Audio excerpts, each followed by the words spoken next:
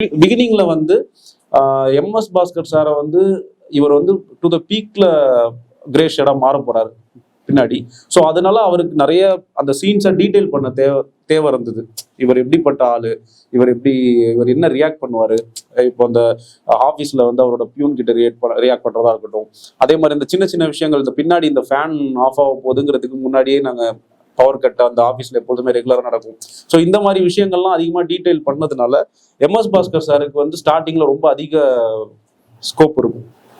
So அதுக்கப்புறம் வந்து once ஸ்டார்டிங்கில் பார்த்தீங்கன்னா எம்எஸ் பாஸ்கர் சார் தான் ரொம்ப ஈவிலாகவே இருப்பார். ஸோ ஆஃப்டர் வந்து ஒரு இன்டர்வலுக்கு அப்புறம் பார்த்தீங்கன்னா அப்படியே சேஞ்ச் ஆகும்.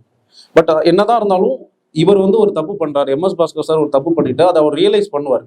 நான் என்னதான் இருந்தாலும் இவ்வளவு தூரம் போயிருக்க கூடாது அப்படிங்கிற ரியலைஸ் பண்ணுவார்.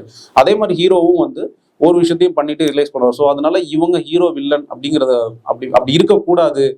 அதையும் மீறி சில விமர்சனங்கள் வந்தது. நீங்க வந்து இவரை வந்து ரொம்ப அதிகமா காட்டியிருக்கீங்க, இவர் வந்து அதுக்கு வெறும் ரியாக்ட் மட்டும் பண்றாரு அப்படின்னு சொல்றாங்க. பட் நாங்க எழுதும் போது நாங்க அந்த மாதிரி ஹீரோ வில்லன் அப்படிங்கிறது, ஏன்னா எனக்கு அப்போ இது வந்து ஒரு நியூ ஃபேஸ் பண்ணா கூட ஓகே, இல்லை யார் வேணா பண்ணலாம் அப்படின்ற மைண்ட் செட்டில் தான் எழுதணும். அதனால யாருக்குமே இது அடாப்ட் ஆகணும், இது இந்த ஹீரோ அப்படிங்கிற ஒரு மைண்ட் இல்லாததுனால எங்களுக்கு அது அந்த அந்த மாதிரி பண்ணல.